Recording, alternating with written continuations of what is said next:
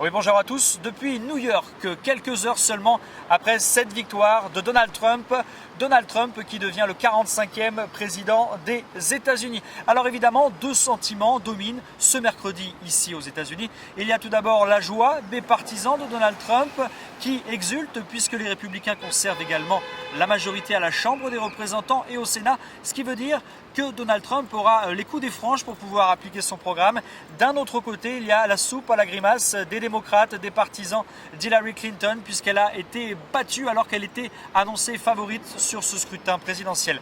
La candidate démocrate qui a appelé dès les résultats tombés pour reconnaître sa défaite. Elle a appelé Donald Trump pour reconnaître sa défaite. Et Donald Trump qui a fait l'éloge d'Hillary Clinton dans son discours de victoire, impensable encore 24 heures avant la fin de la campagne. Donald Trump hier au cours de son discours qui a pris de la hauteur. Il se veut rassembleur, il a déjà des habits de président et Barack Obama, l'actuel locataire de la Maison Blanche, jusqu'en janvier prochain, qui l'a appelé pour le féliciter et il l'a invité à venir à la Maison Blanche. Ce sera dès jeudi à Washington.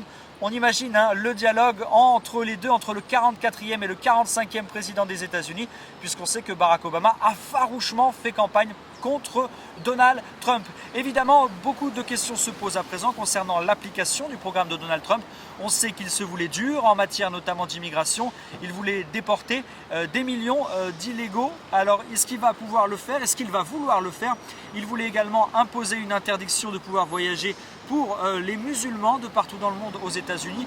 Là encore, il s'est beaucoup adouci durant la campagne sur cette position. Va-t-il ou pas tenir parole et va-t-il aussi renégocier tous les traités commerciaux, notamment celui de l'ALENA avec le Canada et le Mexique ou encore avec les États de l'Asie-Pacifique?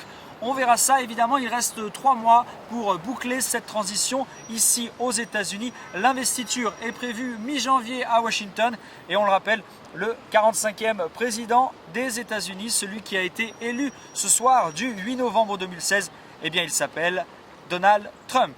Nicolas Pinault, New York, pour VOA Afrique.